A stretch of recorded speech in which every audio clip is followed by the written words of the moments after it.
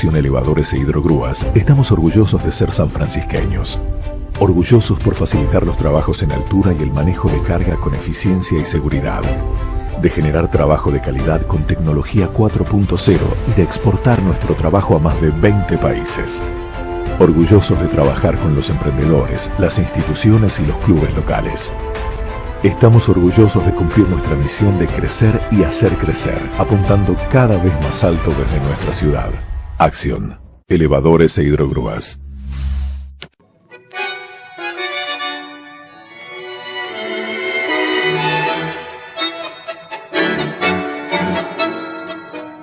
Vamos a hablar en el primer bloque, Arturo, sobre un tema a mí particularmente me parece muy interesante, ¿no? Tomar un acontecimiento internacional impactante, muy importante, muy trascendente, como fue la Primera Guerra Mundial, y visualizar, de alguna manera, analizar, repasar el impacto que tenía en un San Francisco de sus primeros años. Cuando arranca la guerra, San Francisco todavía no tenía 30 años, ¿no? ¿Cómo se vivía la guerra en Europa, la Primera Guerra Mundial, en la ciudad de San Francisco, que estaba habitada en un porcentaje muy alto por europeos? Exactamente. La colectividad que tuvo mayor impacto con la Primera Guerra Mundial aquí en San Francisco fue la colectividad italiana. Si bien había suizo-alemanes, había también franceses que tuvieron que ver en Europa, esos países tuvieron que ver con la guerra. En la República Argentina los que más impacto tuvieron fueron los italianos. Claro. Esto en razón de que a comienzo del año 15, la guerra comienza sobre finales del año 14. Tenemos que pensar que Italia estaba involucrada y que los habitantes de San Francisco de esa época, lo señalamos nosotros durante todo el año pasado, eran en su mayoría italianos y hablaban el piamontés, sí. Básicamente. Pero no solamente esto, sino que también nos encontramos con que en Italia tenían registrados quiénes eran los que estaban en cada país, claro, y dónde estaban también. En consecuencia, al comienzo del año 15, cuando comienza a formarse, digamos, un ejército más fuerte en Italia para hacer frente a la guerra, comienza a convocar a los italianos que estaban en otros países, que estaban en el extranjero. ¿Y hubo sanfrancisqueños convocados? Exactamente.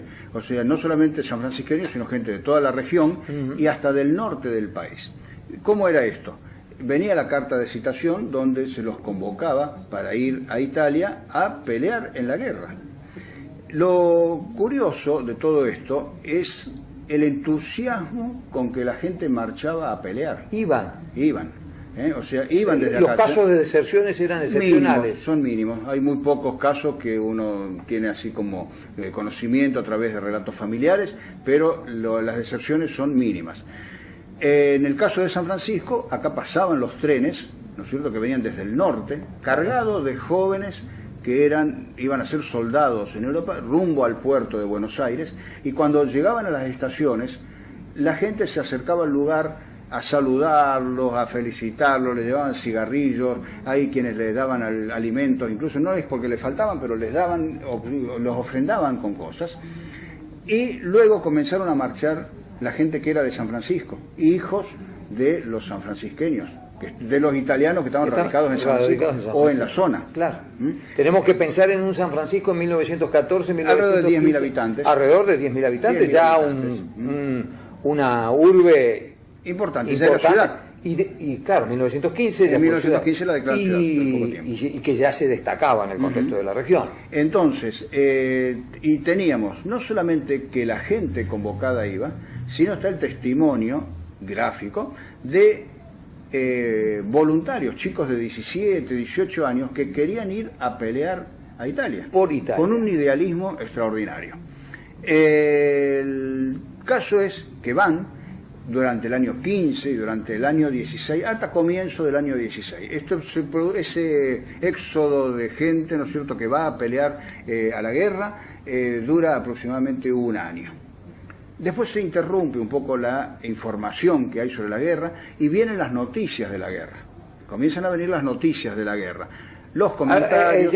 San Francisco ya tenía prensa. Sí, por supuesto. Pues San Francisco tiene prensa desde finales del siglo XIX. Sí, señor. Sí, señor. De distintos periódicos, ¿no es cierto? Y desde el año 15, precisamente, el caso de La Voz de San Justo. Claro. Pero siempre tuvo periodismo, incluso de 3, 4 medios a veces juntos, ¿no es cierto? Pequeños periódicos, pero La Voz de San Justo no era diario. Claro, era semanario. Era un semanario, era un semanario. Pero había otro, estaba también después, tuvo El Progreso, inmediatamente después, que era de Amadeo Belén Cabrera. Te decía que empiezan a llegar noticias. Empiezan a llegar las noticias y los comentarios de gente radicada en aquel lugar que le mandaba cartas, correspondencias a la gente que estaba radicada en San Francisco, porque tengamos en cuenta que no toda Italia no toda Italia era campo de batalla. Los campos de batalla eran más bien el norte de Italia, Francia, claro, Bélgica, ¿no es cierto? Eran los otros lugares, los otros sitios. Campos de batalla, mucha guerra de trinchera. Mucha guerra de trinchera, ¿no es cierto? Algo penoso totalmente. Con los inviernos de ese sector de Europa que eran... Con frío y de nieve. Impresionantes, ¿no? Claro. Hasta que tenemos que a finales del año 16, comienzo del 17, ya llega también la noticia donde se da parte de la muerte de gente que de esta zona había ido a pelear en aquel lugar. O sea que ahí cambia completamente, digamos, el humor de la sociedad, principalmente la sociedad italiana. En un momento dado comienza a organizar acá colectas para enviar dinero, fondos, recursos a Italia, porque las arcas del gobierno italiano iban disminuyendo mucho, entonces los italianos que estaban en otros países comienzan a reunir dinero para enviar a Italia, su gobierno, para que pueda otra vez fortalecerse y militarizarse. Y en un momento dado... Italia peleaba del lado de... Estaba en contra del Imperio Austrohúngaro. Exactamente, en contra del Imperio Austrohúngaro. Entonces... Peleaba junto con Francia en esta guerra. Peleaba con Francia, claro. Sí, peleaba con Francia. El caso viene a que en un momento dado las fuerzas, los alemanes concretamente, son los que vencen en una de las batallas a las fuerzas italianas. Y acá hubo un grupo de españoles que se regocijó del tema. Así que planteó un conflicto de colectividades. España que no estaba participando de la guerra. Italia no participaba, pero la colectividad se ve que eran simpatizantes de la causa de los alemanes, de la parte imperial. Así que se produce acá un breve conflicto que se soluciona enseguida entre miembros de no las colectividades completas, pero miembros de la colectividad española y miembros de la colectividad italiana. Fue un caso que se solucionó en forma rápida, pero hubo peleas, violencia, enfrentamientos. Sí, exactamente. Y luego, como casos de personas, digamos, que fallecieron en Italia, se cuentan. Está registrado muerte de gente de acá, gente de San Francisqueño que fueron a pelear o de la región, de la zona de Freire, ¿no es cierto? Habían ido de Devoto, habían ido de toda la región, como iban desde el norte del país, de todos lados. Claro, porque hay que hacer un ejercicio de empatía con la época y pensar que ellos se sentían italianos o españoles o el país de donde vengan. Es que ellos eran nativos del lugar. No eran hijos ni descendientes. Y la mayoría de ellos venía aquí con la idea, esa famosa idea, esa frase que expresa realmente cuál era cuál era el motor de su venida a América, era venir a hacer la América. Y volverse. Y volver, exactamente. Hay que hacer ese ejercicio de empatía porque si no es difícil de entender cómo un argentino pide ir a pelear en otro país, ¿no es cierto? Entre las personas que fallecieron están el hijo y un sobrino de quien era cónsul de Italia en San Francisco, el agente consular, que era el doctor Juan Pavesio. El doctor Juan Pavesio, que estaba radicado en San Francisco desde hacía mucho tiempo, además él como médico había intervenido siendo muy joven en lo que era la guerra de la unidad de Italia, allá por 1870, como 40, 50 años después estaba radicado ya acá en San Francisco, hombre grande, pero ejercía la medicina en el lugar, y un hijo y un sobrino de él son, entre otros, los que mueren en la guerra. Esto fue lo que causó precisamente una desazón muy grande en el doctor Pavesio, que al poco tiempo, años después, él vuelve a Italia, donde muere, absolutamente angustiado, pobre, ¿no es cierto?, por esto. Pero tengamos en cuenta, como decíamos al principio, que en un primer momento se alentó, ¿no es cierto?, el marchar hacia la guerra, y luego vino un arrepentimiento muy grande cuando se vieron cuáles eran las consecuencias de participar en una guerra. Las condiciones en las que se peleaba, fue una guerra, la Primera Guerra Mundial, de un sacrificio en términos humanos tremendo, porque pasaban días y días y meses en las trincheras, con lluvia, con nieve. Es la primera guerra donde comienzan a usarse gases. Es la primera guerra donde empiezan a usarse gases, donde hay armas ya de alto impacto que producen grandes cantidades de muertes. Aparece el tanque. Aparece por primera vez el tanque, algunos bombardeos. Es el final de la caballería. Exactamente. El final de la caballería montada, digamos. La caballería esa guerra, ese sentido épico de la guerra se hunde en el fango de las trincheras de Europa en la Primera Guerra Mundial. Y esas noticias que llegan aquí, como vos bien señalás, empiezan a llegar aquí, entonces le quitan toda esa épica absolutamente a ir a la guerra, y la gente ya empieza a ver la realidad. Que cuando termina la guerra, cuando se conoce la noticia del final de la guerra sobre finales del año 1918, en el mes de noviembre del año 18, las noticias llegaban bastante rápido vía telegráfica, por supuesto.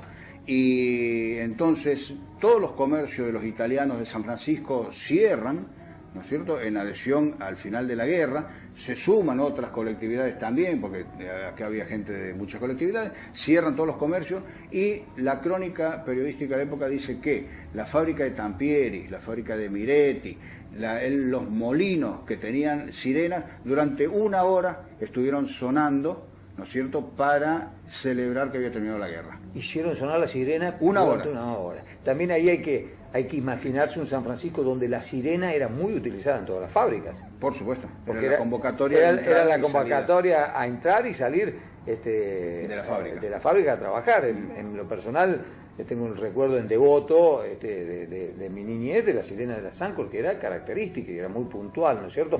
Una hora sonaron festejando el final de la guerra. Y luego hay un desfile. Me imagino lo conmovedor de todo eso. Por supuesto, me imagino lo que había sido el ambiente. Es más, en el archivo gráfico tenemos una fotografía que es la que muestra al intendente Devoto en un coche Ford de aquella época, con un chofer que lo va llevando, y parte del pueblo acompañándolo, ¿no es cierto?, desfilando por 25 de mayo, con banderas y engalanados todos, celebrando que había terminado la guerra. Como documento, digamos, gráfico bien de la época, es el único que hay, ¿no es cierto?, que registra esa celebración. Y que nosotros lo estamos viendo, por supuesto, en este momento, que es lo que a través de la pantalla de Canal 4. Bien, ¿cómo se vivió la Primera Guerra Mundial en el San Francisco de los inicios, allá del siglo XX? Es lo que hemos recorrido a lo largo de este bloque. Vamos a buscar ahora una pausa y volvemos con el segundo tema de esta noche.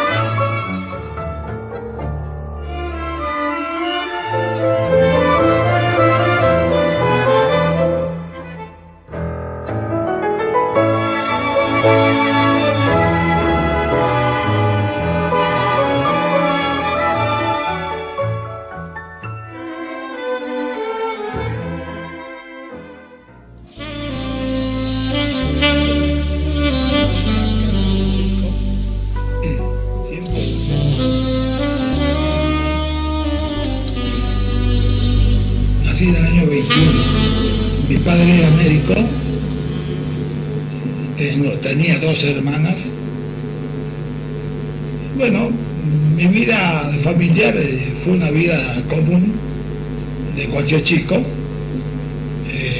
Hice mis estudios todo en la escuela normal, de acá de la ciudad. La primaria, secundaria. La primaria la hice cuando la escuela normal estaba acá en la Rafael Núñez. Después pasamos a la nueva. Me recibí de maestro, rendí equivalencia en el Colegio Nacional para poder entrar a la universidad. Bueno, la vida universitaria fue lo más hermoso que he tenido como estudiante, me gustó extraordinariamente. La hice regularmente, en aquel entonces eran 7 años. Volví a mi ciudad.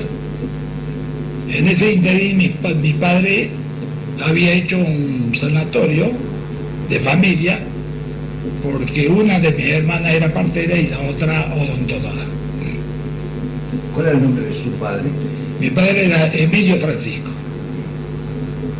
Estuvo en la época de Maricón, de Elkin, Sabino, Villafañe, del doctor Martínez.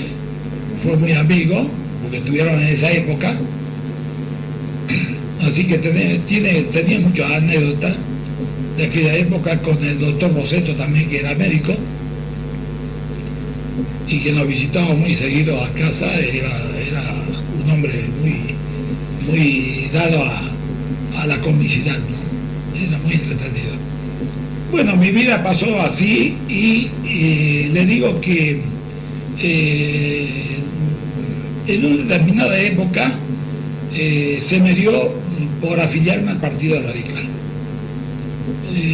Lo hice porque lo veía como un partido con ética y honestidad, pero más que todo lo hice como antiperonista. ¿Usted ya era profesional? Ya era profesional. Claro. Bueno. ¿Había tenido alguna militancia en algún partido? Ninguna, nunca. Usted es sobrino de César Ferrero, ¿no? Yo soy sobrino de César Ferrero, claro, que fue mi tío, que fue intendente en el año 28. Bueno, después de varios años me sorprendió la visita de un grupo de dirigentes radicales que me propusieron ser candidato a intendente. ¿Cómo se elegía el intendente en esa época? ¿Era por voto directo o se elegía el consejo y el consejo lo designaba? Se elegía el consejo y el consejo designaba al intendente. Está bien, pero usted ya iba como candidato a intendente. No, yo iba como candidato a concejal. Pero sabía que yo era el candidato, si ganábamos, era el candidato. La verdad es que acepté la propuesta, sobre todo para meterme ya directamente en política, porque no conocía a nadie del radicalismo. No había ido nunca a comité, nada. Esa fue una invitación que, le confieso, yo siempre la comparo con la de Ilia. Se lo ofrecieron a Ilia y, dada la distancia, me la ofrecieron a mí, porque el radicalismo creía que no iba a ganar. ¿Se da cuenta? Estaba el peronismo, que no había forma de ganarle. Pero se da la casualidad de que Perón ordena la abstención y ganamos. Fue las elecciones del 63. Del 63. Bueno, le digo que... ¿Usted había aceptado también porque pensaba que no ganaban? Sí. Le explicaba recién que yo acepté por el motivo de introducirme dentro del partido para conocer a los radicales de San Francisco y a otros posibles radicales, porque no había ido nunca a un comité. Yo fui un día, me afilié y se terminó, nada más, ¿cierto? Bueno, debo confesar que mi administración municipal fue mediocre. Eso se lo digo siempre a mis amigos. Y eso yo lo justifico por varios motivos, ¿cierto? Había internas graves en el partido que trababan una serie de problemas. Me encontré con una municipalidad sin un peso. Me habían puesto unos concejales que yo no los conocía. Ellos me preguntaron, honestamente tengo que comentarlo, me preguntaron quiénes podían ser, yo no conocía ninguno. Entonces, acá, cierto, honestamente les cuento como si fuera un amigo, eligieron un grupo de gente que nunca habían podido participar, o sea, como premio. Yo me enteré después que mi puesto se lo habían ofrecido a otros, que no aceptaron por la situación de perdedores ya del vamos. Bueno, lamentablemente no quiero molestar a algún concejal de aquel entonces que aún vive, pero era un conjunto mediocre. ¿Qué es lo que pudieron hacer? Bueno, ¿Cuánto ahora? Por eso le digo que fue mediocre mi administración, porque pudimos hacer poco. El hecho de haber vivido en una familia austera, yo me crié cuidando los pesos, ¿cierto? Y siendo ya profesional y habiendo entrado a la municipalidad y no habiendo un peso, lo primero que se me ocurrió a mí que había que juntar plata para hacer obra. Que después me di cuenta que eso no lo hace nadie. La gente hace y después algunos lo paga. Bueno, yo hice al revés. Y me arrepiento porque creo que la razón lo tienen los otros. Llegamos a tener, cuando nos echaron la revolución de Nadía, la municipalidad tenía 50 millones de pesos. De aquel entonces era bastante. Bueno, nosotros hicimos algunas cosas, aparte de juntar dinero.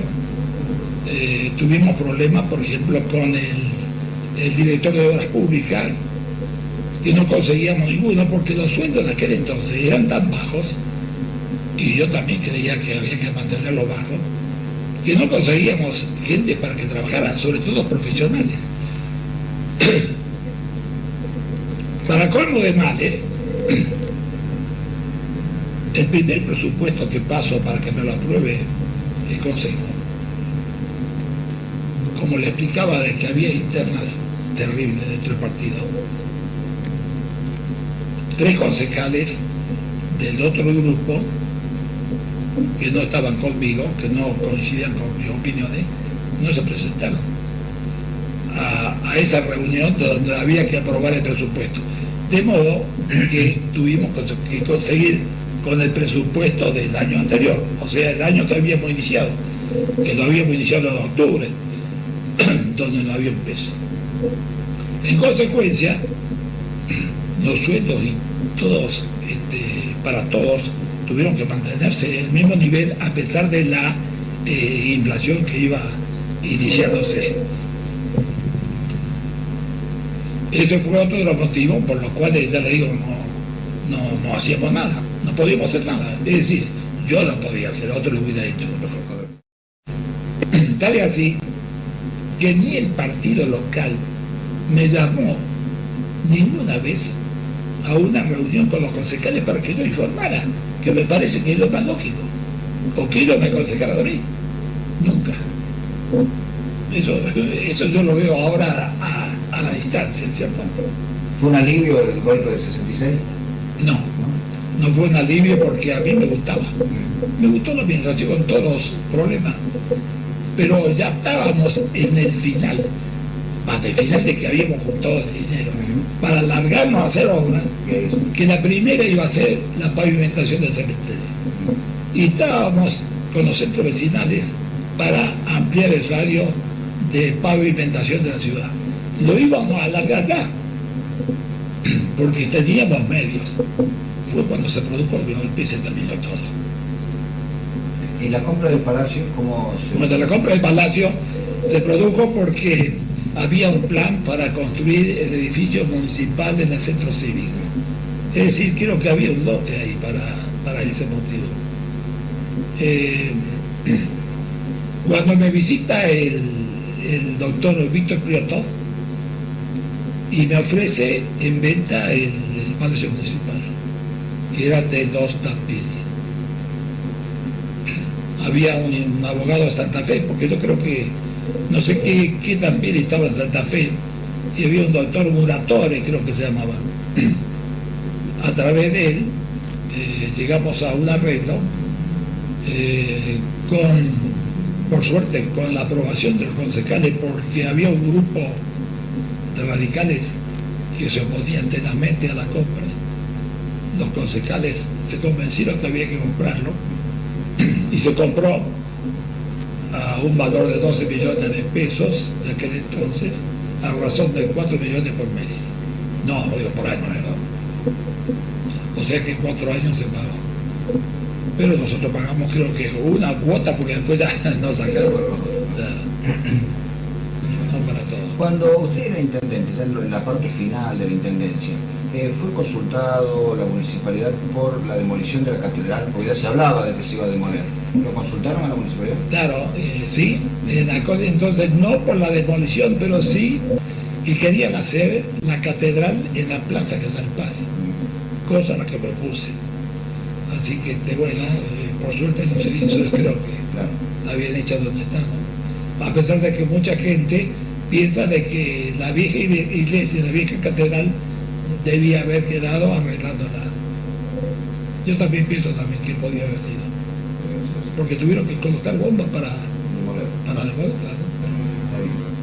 Bueno, con posterioridad a su paso por el gobierno municipal, ¿usted continuó frecuentando en el Partido Radical o dejó la política? No, seguí frecuentando el partido, es decir, en la época de los golpes de Estado no había actividades políticas, solamente en los intervalos en el que había democracia, participé. Y bueno, cuando me jubilé en la profesión, hace 4 años, me jubilé también como político. Ya no quise concurrir más al comité.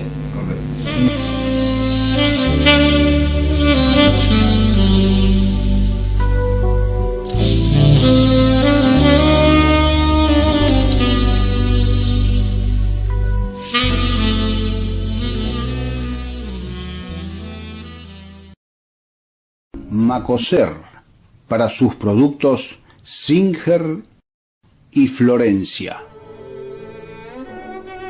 Presentó con exclusividad este programa de difusión educativa y cultural.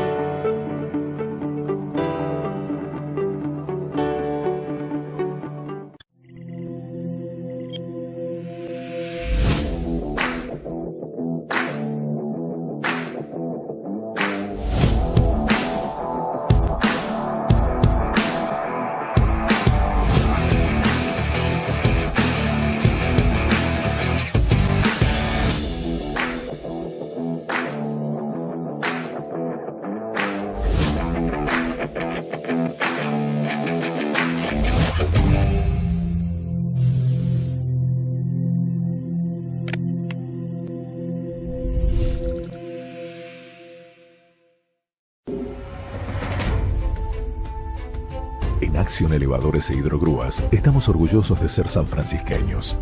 Orgullosos por facilitar los trabajos en altura y el manejo de carga con eficiencia y seguridad. De generar trabajo de calidad con tecnología 4.0 y de exportar nuestro trabajo a más de 20 países. Orgullosos de trabajar con los emprendedores, las instituciones y los clubes locales. Estamos orgullosos de cumplir nuestra misión de crecer y hacer crecer, apuntando cada vez más alto desde nuestra ciudad. Acción. Elevadores e Hidrogrúas.